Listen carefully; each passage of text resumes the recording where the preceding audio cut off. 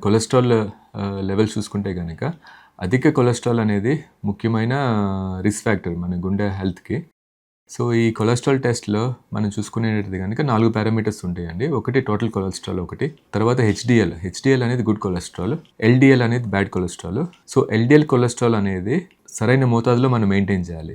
So, BP, sugar లేని వాళ్ళు లేదా గుండె జబ్బు లేని వాళ్ళు 100 లోపు మెయింటైన్ చేయాలి. ఒకసారి డయాబెటిస్ షుగర్ వచ్చిన వాళ్ళు 70 లోపు మెయింటైన్ చేయాలి. డయాబెటిస్ ఉండి ఇంతకుముందు స్టంట్ వేయటం గానీ, లేకపోతే బైపాస్ సర్జరీ అయిన వాళ్ళు 55 లోపు మెయింటైన్ చేయాలి. సో, ఈ గోల్స్ అనేది మనం మెయింటైన్ చేస్తున్నామో లేదో చూసుకోవాలి ఎవ్రీ 6 మంత్స్‌కి ఒకసారి. సో, ఈ గోల్స్ అనేది కొంచెం ఇంకా ఎక్కువ ఎల్‌డీఎల్ ఎక్కువ ఉన్నట్టయితే గనక సో, దానికి తగ్గ మెడిసిన్స్ అనేది మీ కార్డియాలజిస్ట్ సజెస్ట్ చేస్తారు. అలానే ఎల్‌డీఎల్ బ్యాడ్ కొలెస్ట్రాల్‌తో పాటు గుడ్ కొలెస్ట్రాల్ బాగా మెయింటైన్ చేయాలి. సో, గుడ్ కొలెస్ట్రాల్ ఇంప్రూవ్ అవ్వటానికి ప్రస్తుతం మార్కెట్‌లో మందులేమీ లేవండి. సో, మనం తినే ఆహారపు అలవాట్ల వల్లే గుడ్ కొలెస్ట్రాల్ మెయింటైన్ అవుతూ ఉంటుంది.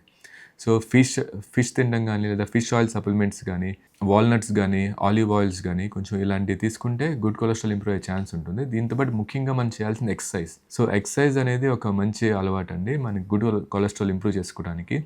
అధిక బరువు ఉంటే బరువు తగ్గించుకోవటం, ఎక్సర్సైజ్ చేయటం, so, home cooked foods, healthy fruits and vegetable తీసుకోవడం వల్ల మనం గుడ్ కొలెస్ట్రాల్ పెంపొందించుకొని బ్యాడ్ కొలెస్ట్రాల్ తగ్గించుకోవచ్చు. అలానే ట్రైగ్లిజరైడ్స్ చూసుకుంటే గనక నార్మల్‌గా మనం 150 లోపు మెయింటైన్ చేయాలి.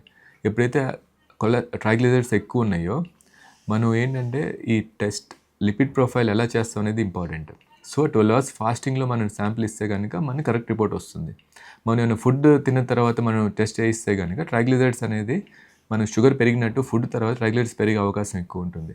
సో, ఎప్పుడైతే ఒక రిపోర్ట్ మనం ర్యాండమ్‌గా చేసామో మళ్ళా నిర్ధారించుకోవాలి ఫాస్టింగ్ శాంపిల్‌తో. ట్రైగ్లిజరైడ్స్ నిజంగా ఎక్కువ ఉన్నాయో లేదో చూసుకొని దానికి తగ్గ ట్రీట్మెంట్ స్టార్ట్ చేసుకోవాలి.